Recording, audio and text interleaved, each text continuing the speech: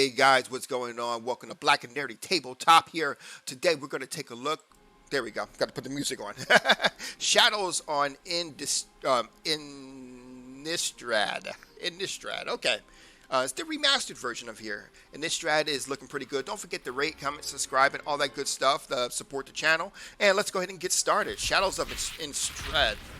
It's whatever. Okay. So this is a new deck that I haven't really seen too much of, so I'm very excited to see what's going on. Advanced Stitch Ring. This one is a flying card and a blue mana card. But if I go ahead and use 3 mana, one being blue, it discards 2 cards, returning this creature. Return this creature from your graveyard to your battlefield. Interesting. So I can use that, and if I tap it, I can return it from my battlefield. That's interesting. And anyway, ongoing investigation. This is an enchantment that says whenever one or more creatures you control deals combat damage to a player, investigate. Okay, to a player, investigate. Okay, there it is. And it says then I can go ahead and activate it, and it says exile a creature card from your graveyard. Investigate. You gain 2 life. Very interesting. So I can go ahead and gain 2 life here. I do like this. And based on the investigate, it says create a colorless clue artifact token with looks like 2 neutral mana. So it doesn't matter which mana I use as long as I do that. In this particular one, it says if I use that 2 mana, I'm sorry, let me rephrase that. I apologize for that. I can go ahead and get this card. When it says investigate, it means I can get this clue card. Now, if I use 2 mana, I can go ahead and break this, sacrifice this artifact and draw 2 cards. That's what it's saying. So I do like that. It's actually pretty good. This one is Kovlut. Basically a counter target spell unless it controls unless the controller pays 4 mana. So yeah, it'll go ahead and it's a counter spell until you put more power into it. That makes a lot of sense. The Garwood Dryad. The Garwood Dryad. Okay, so number 1, it has Death Touch, which means that any amount of damage a source with Death Touch deals to a creature is enough to destroy it. Okay, which basically means that it sounds like it'll destroy it no matter what. Okay, no matter, even if it's 1/1 or whatever the case may be. This card gets a +2/+2 as long as there are 4 or more card types among cards in your graveyard. Okay, that's actually not that hard to do. So fair enough. Angelic Purge. As an additional cost to cast this spell, sacrifice is permanent. Exile target artifact. Exile target artifact, creature, or enchantment. Okay, fair enough. So basically, I get to cast it, and I can exile anything I want with this particular card. So, fair enough. Strength of Arms. Target creature gains +2/+2 until the end of the turn. If you control an equipment creature, a 1/1 white human soldier creature token creature appears. The words on these cards be so twisty and turny. So this is actually pretty good. I get a 1/1, and as if I use the Strength of Arms card, which will allow me to go ahead and cast it on someone. And if I have a equipment creature, I get an additional card. So not too shabby. Battleground Geist. Basically, it's a flying card. Other spirit creatures you gain. If I have any other spirit creatures, I gain a +1. And I think it's per creature. So I think that's how that works. So not too shabby. Plus it's a flying, and it's 3/3. Definitely good. So that's good for this card. And oh boy. Okay. Let me see if I can find it. Come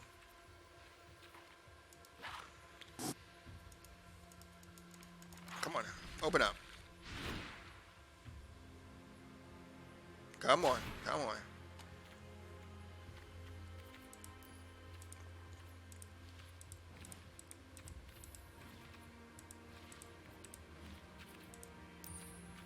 Okay, don't think I'm going to be able to find it. I don't think I'll be able to find it.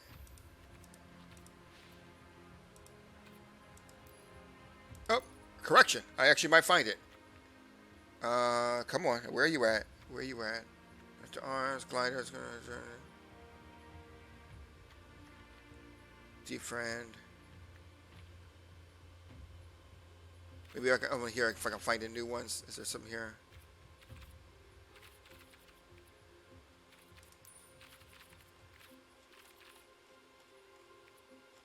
And if I'm being honest with you, based on what I saw, it sounds like it was a commander one, but whatever.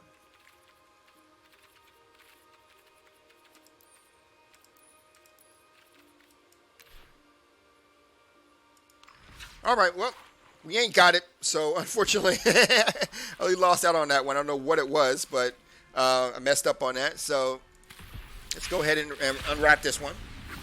I'll have to be careful next time. Oh, we got an interesting one here. Sorim, Grim Nemesis. This one's a very interesting one. I've actually never seen this before. So it says if it's a +1, it reveals the top card in your library and puts that card into your hand. Each opponent loses life equivalent to its mana value. Wow.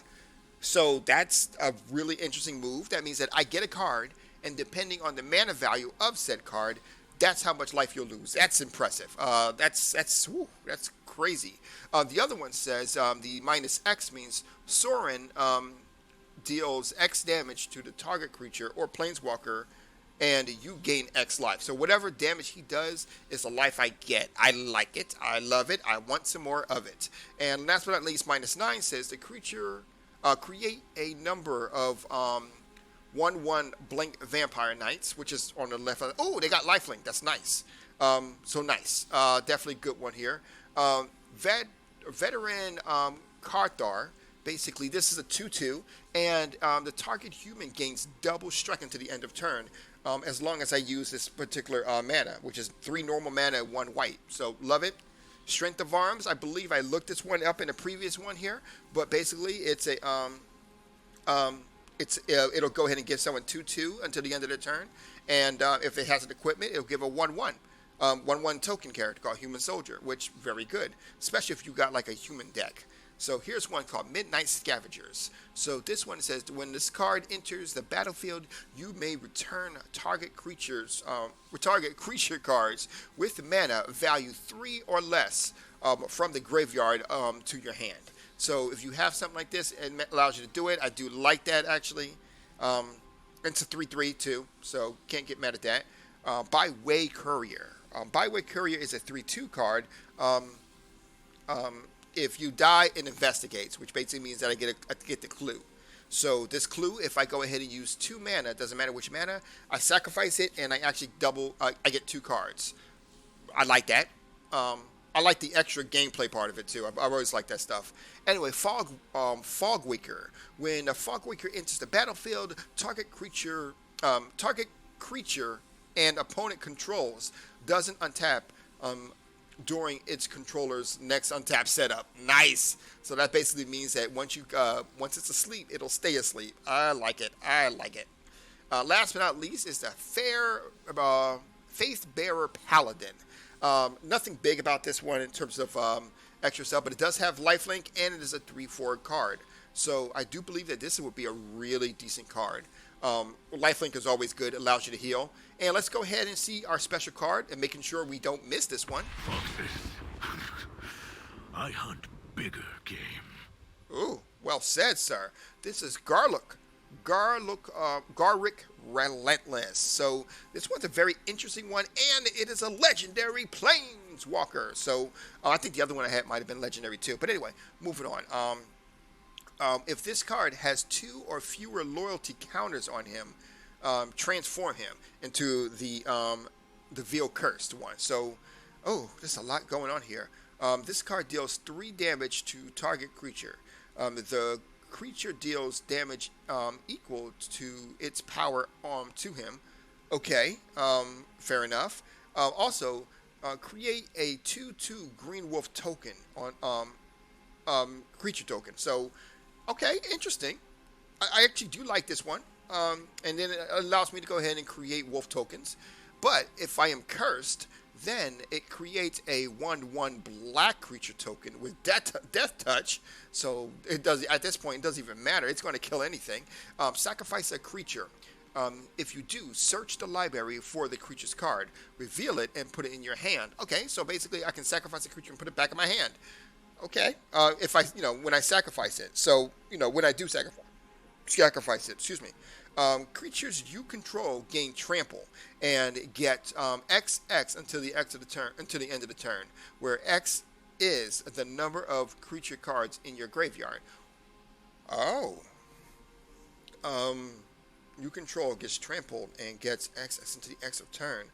That basically means I can go ahead give them trample, which basically, for the record, if you don't know what the definition of trample is, a creature with trample can deal excess combat damage to the player or planeswalker it's attacking. Basically that means that I'm going to do damage to your enemy and to your planeswalker.